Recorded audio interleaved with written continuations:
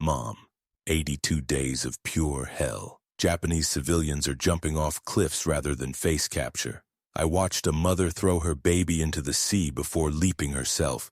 This island has broken something inside all of us, and I don't think we'll ever be the same men who landed here 12 weeks ago. These haunting words were written by 20-year-old Marine Billy Thompson on June 18, 1945, during the final days of the Battle of Okinawa. His hands were stained with blood and mud, his eyes hollow from 82 days of the most brutal combat in Pacific War history. But the real trauma wasn't from fighting enemy soldiers. It was from witnessing innocent civilians choosing death over surrender, a horror that would haunt every American survivor for the rest of their lives. What Billy experienced on Okinawa wasn't just another battle in the Pacific theater. It was America's bloodiest campaign against Japan, an 82-day nightmare that claimed over 272,000 lives and fundamentally changed how the United States viewed warfare. The Battle of Okinawa would become the decisive factor in President Truman's decision to drop the atomic bomb, as military leaders realized that invading mainland Japan would cost over 1 million American lives if this single island had extracted such a terrible price. Today you'll hear the complete story through the eyes of survivors like Billy, whose diary was discovered in 1970, hidden in his family's attic 25 years after he died from war-related trauma. His water-stained pages reveal not just the military horror of the campaign, but the psychological devastation of watching an entire civilian population choose mass suicide rather than face capture by American forces. If these powerful stories of sacrifice and the true cost of victory move you, please subscribe to our channel for more untold tales from history's darkest battles. On April 1, 1945, Easter Sunday, the largest amphibious invasion in the Pacific War began as Operation Iceberg launched against Okinawa, the final stepping stone to mainland Japan. Over 180,000 American troops from the 10th Army, including the 1st and 6th Marine Divisions and 4 Army divisions, stormed the beaches of the 60-mile-long island in what would become the last major battle of World War II. Billy Thompson was among the Marines of the 1st Division, who expected the fierce resistance that had characterized every Pacific landing, but instead found themselves walking ashore without a shot being fired. The young Marine from Kansas had enlisted 2 years earlier, driven by the attack on Pearl Harbor and a burning desire to avenge his older brother who had died at Guadalcanal. At 20 years old, Billy had already survived 3 major amphibious assaults, including Peleliu, where he had earned a Purple Heart for shrapnel wounds that still ached in cold weather. His diary entries from those early campaigns revealed a steady transformation from eager patriot to hardened combat veteran, but nothing in his experience had prepared him for what awaited on Okinawa. The initial landing was so quiet that many Marines joked about it being an April Fool's Day present from the Japanese. Billy wrote in his diary that first night, "We walked onto the beaches like we were going to a church picnic. No mortars, no machine guns, no banzai charges. Some of the guys think the Japs have given up, but I know better. They're waiting for us somewhere inland, and when we find them, this is going to be the worst fight of our lives." His prediction would prove more accurate than he could have imagined. What the Americans didn't realize was that Lieutenant General Mitsuru Ushijima, the Japanese commander of Okinawa, had completely changed Japanese defensive strategy. Instead of fighting on the beaches where American naval gunfire and air power would devastate his forces, Ushijima had withdrawn his 130,000 troops to the southern third of the island, where they had spent months constructing an intricate network of caves, tunnels, and fortified positions in the limestone ridges and hills. The Japanese plan was to bleed the Americans white in a war of attrition that would make the cost of invading Japan so horrific that the United States would accept a negotiated peace. The civilian population of Okinawa, nearly 300,000 people, had been caught in the middle of this strategic decision. Japanese propaganda had convinced them that American forces would torture, rape, and murder any civilians they captured, leading many to flee south with the retreating Japanese army. What the Okinawan civilians didn't know was that they were walking into a trap where their own lives would become expendable pawns in Japan's desperate final gamble to avoid unconditional surrender.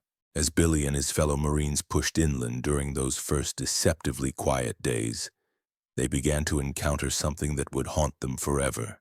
Abandoned villages where the signs of hasty evacuation told a story of terror and desperation. Houses stood empty with meals still on the tables, children's toys scattered in the dirt, and family photographs torn and trampled in the rush to flee.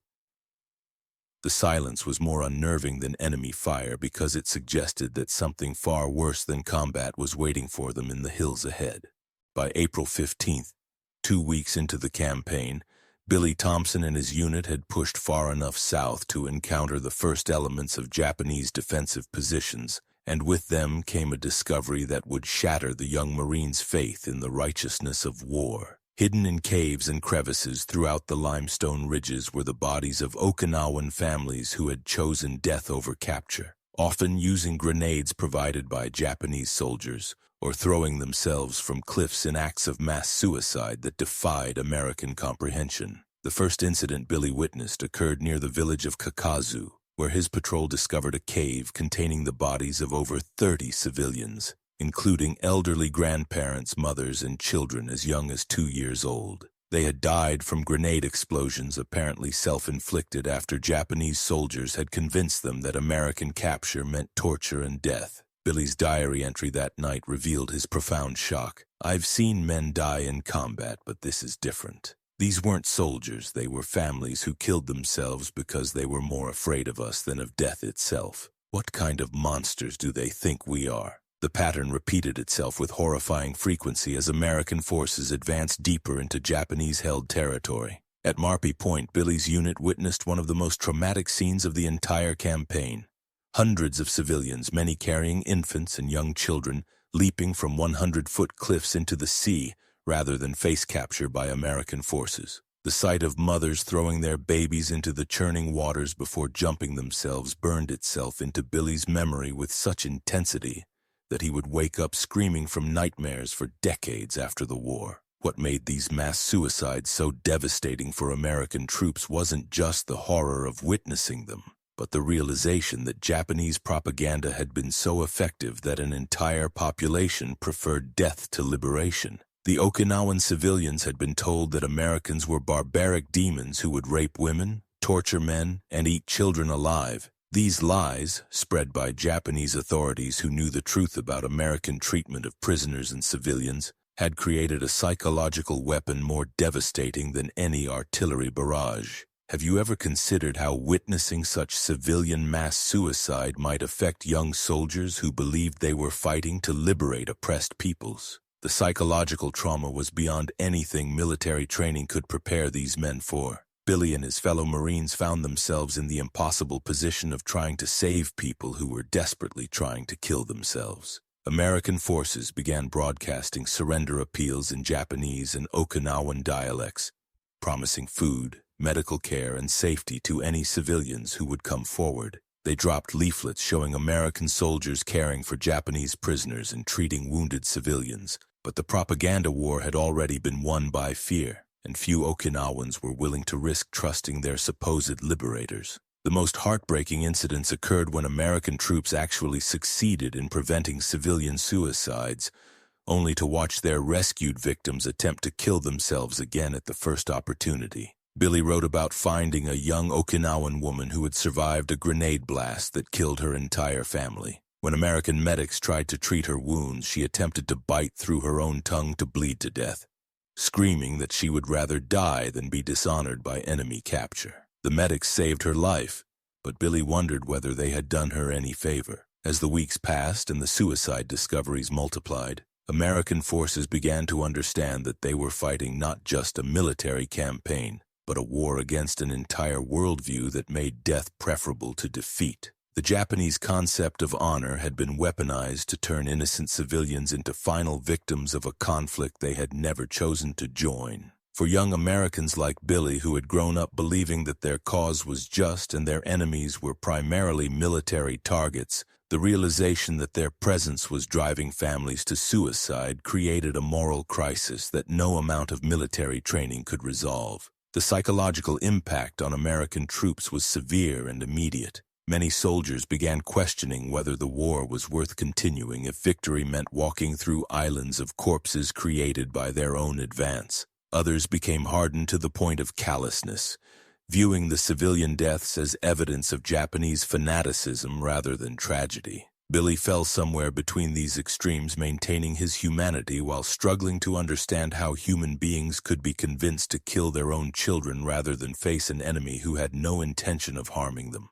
As April turned into May, the Battle of Okinawa transformed from a conventional military campaign into something resembling the mechanized slaughter of World War I's Western Front. Japanese defensive positions in the southern third of the island had turned every hill, ridge, and cave system into a fortress that had to be taken yard by bloody yard. Billy Thompson found himself in the middle of what military historians would later call the meat grinder, where American casualties mounted at a rate of nearly 3,000 per week, while Japanese resistance seemed to grow stronger with each passing day. The Japanese defensive strategy was diabolically effective in its simplicity. Lieutenant General Ushijima had positioned his forces in a series of defensive lines stretching across the island's narrowest points, anchored by hills and ridges with names that would become synonymous with horror: Sugarloaf Hill, Kakazu Ridge, Shuri Ridge, and the Escarpment. Each position was honeycombed with caves and tunnels that allowed Japanese defenders to survive massive artillery bombardments and emerge to fight again when American infantry advanced. Billy's unit, the 1st Marine Division, was assigned to take Sugarloaf Hill, a seemingly insignificant rise that would consume over 2,000 American casualties in a week-long battle that exemplified the entire Okinawa campaign. The hill was only 300 feet high, but Japanese engineers had turned it into a fortress with mutually supporting defensive positions that could bring devastating fire on any American advance. Billy's diary captured the surreal horror of fighting for a piece of ground that changed hands multiple times each day. We take the hill in the morning. The Japs counterattack at night, and by dawn we're back where we started, except now there are more dead bodies scattered around the slopes. It's like some kind of horrible game where the only prize is the right to die on a pile of rocks. The fighting was unlike anything American forces had previously encountered in the Pacific. Instead of the banzai charges that had characterized earlier battles, Japanese defenders employed sophisticated tactics that maximized American casualties while preserving their own forces for as long as possible. Snipers hidden in caves picked off American officers and radio operators, while mortars and artillery fired from concealed positions made movement across open ground suicidal. When American forces finally overran a position, they often found that the defenders had simply retreated through underground tunnels to new positions in the rear. Billy wrote extensively about the psychological toll of this type of warfare, where progress was measured in yards rather than miles and victory seemed increasingly meaningless.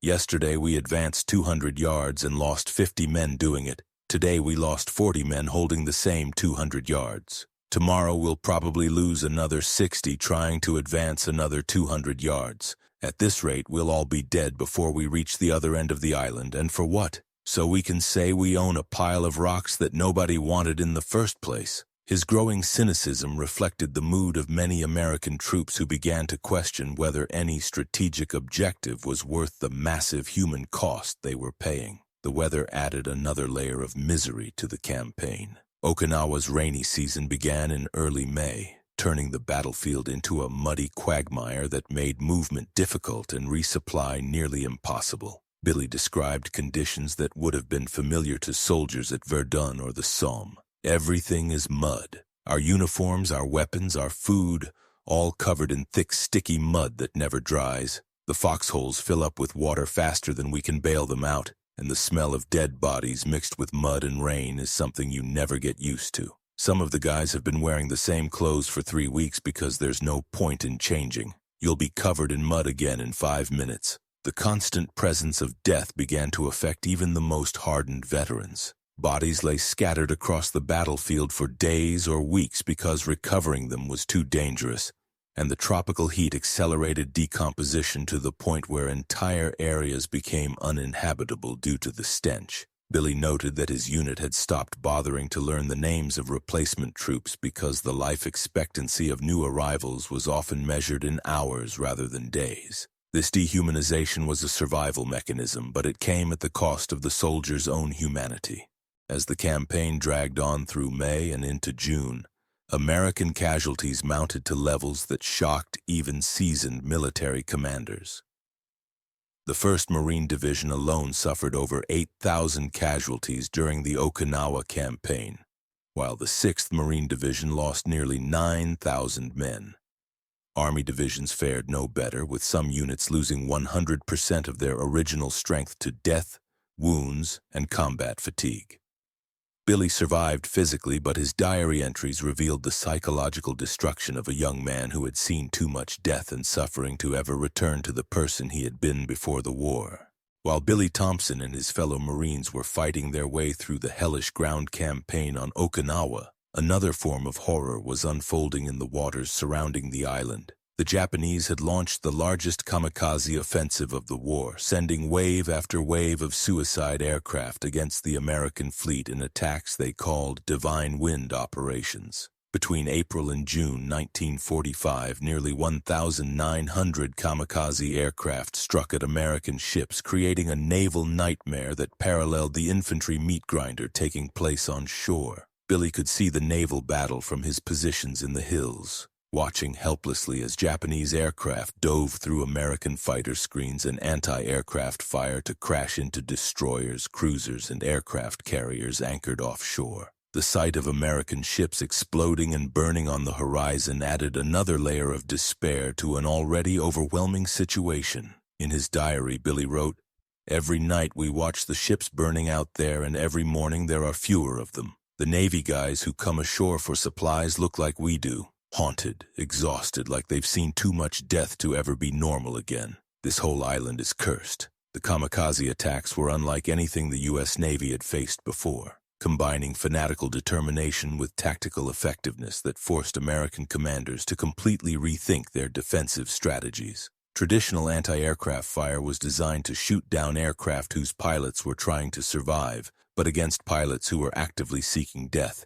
Even damaged planes often continued their attacks until they struck their targets or crashed into the sea. The psychological impact on American sailors was devastating, as they realized they were fighting an enemy who viewed their own death as victory. The statistics of the kamikaze campaign were staggering in their scope and cost. During the 82-day battle, Japanese suicide aircraft sank 36 American ships and damaged 368 others, while killing over 5,000 American sailors and wounding nearly 5,000 more. The USS Franklin, hit by 2 kamikaze aircraft, suffered 832 dead and 270 wounded in a single attack. The destroyer USS Callahan was sunk with all hands by a kamikaze that struck her ammunition magazine, while dozens of other ships limped away from Okinawa with massive casualties and damage that would take months to repair. For Billy and the other ground troops, the naval casualties added a sense of isolation to their already desperate situation.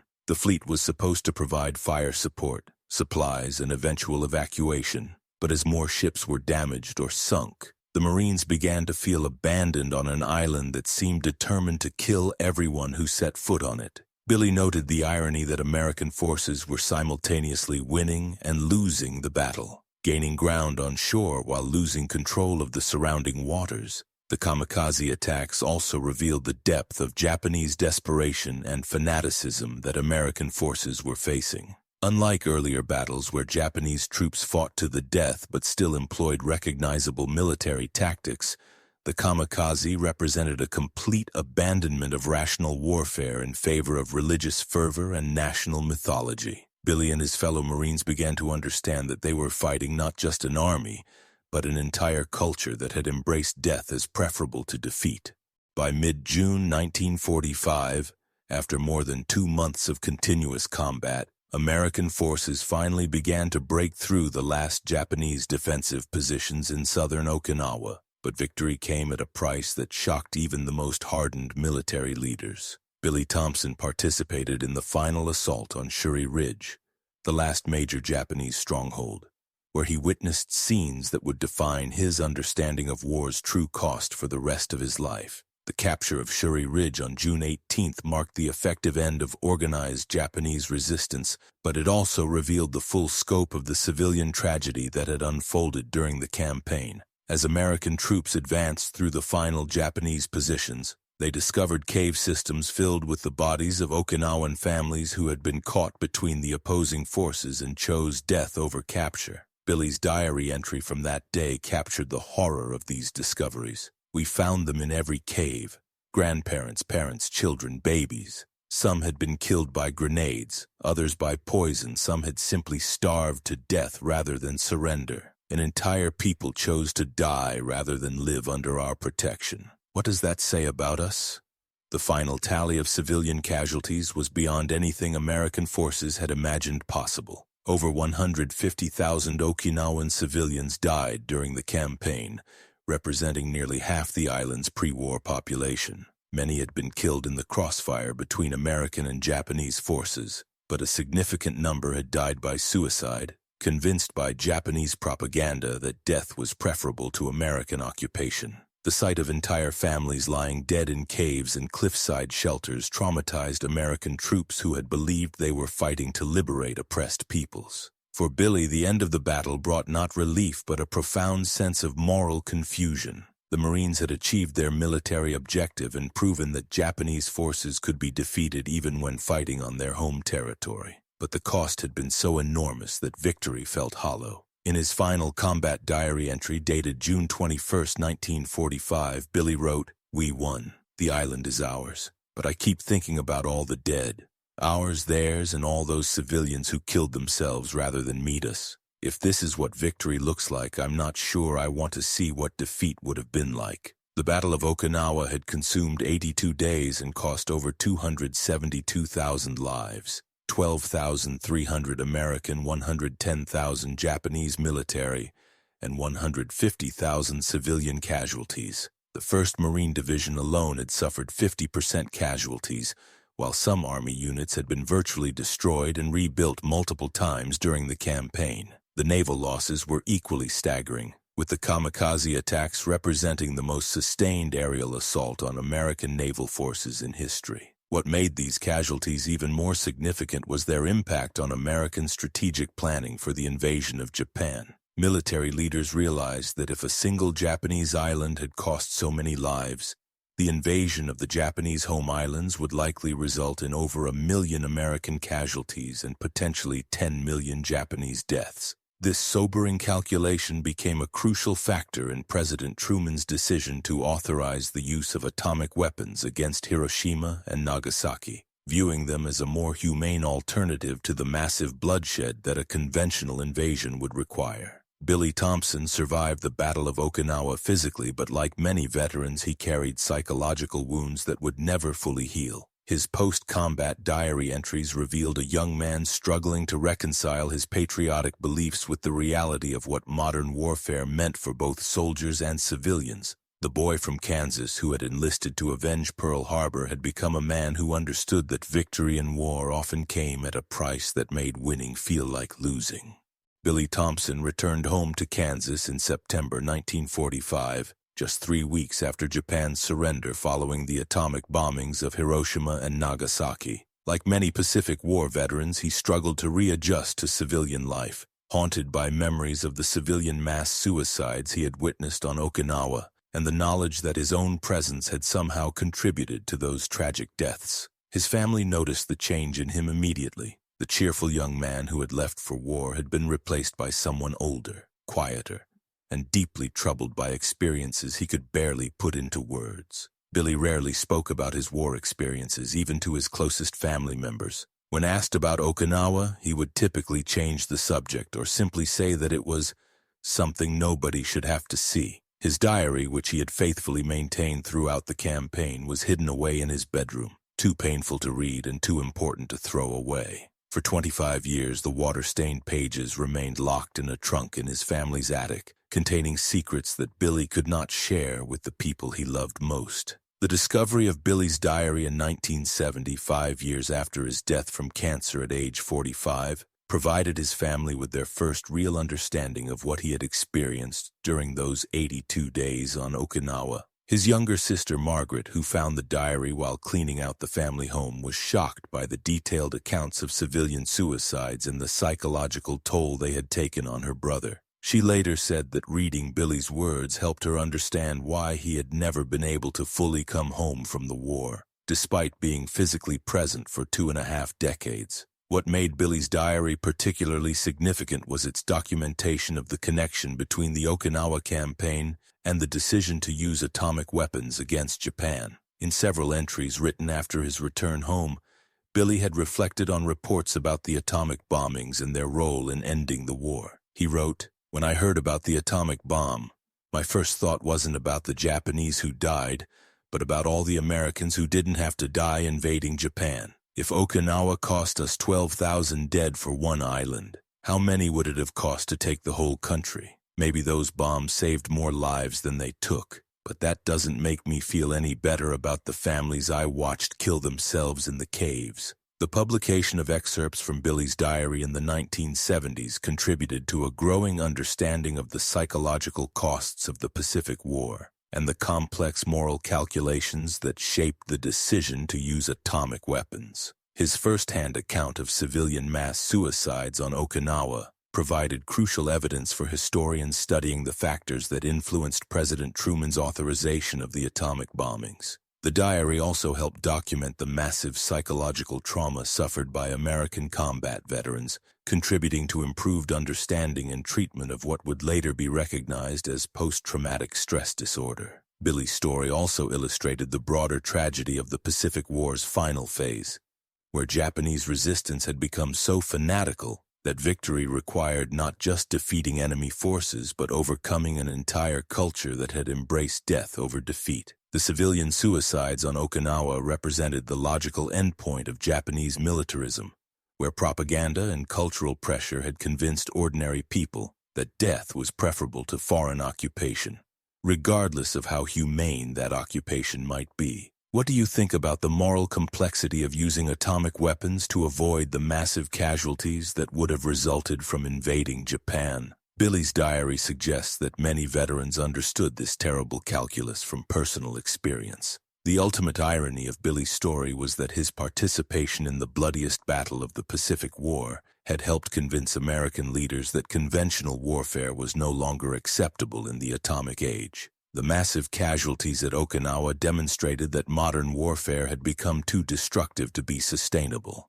leading directly to the decision to use weapons that would end the war quickly, but create entirely new moral and strategic dilemmas for future generations. Today, Billy Thompson's diary is housed in the National World War II Museum, where it serves as a primary source document for understanding both the Battle of Okinawa and the broader psychological impact of the Pacific War on American forces. His words continue to educate new generations about the true cost of victory in the 20th century's deadliest conflict, reminding us that even justified wars extract prices that extend far beyond battlefield casualties.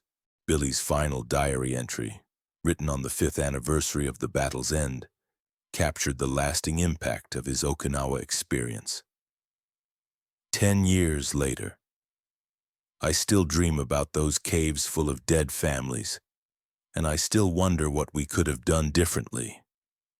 We won the war, but we lost something too. Maybe our innocence, maybe our faith that victory always makes the suffering worthwhile. The atomic bomb ended the war, but for those of us who saw what conventional warfare looked like on Okinawa, maybe ending it quickly was the most merciful thing we could do for everyone involved.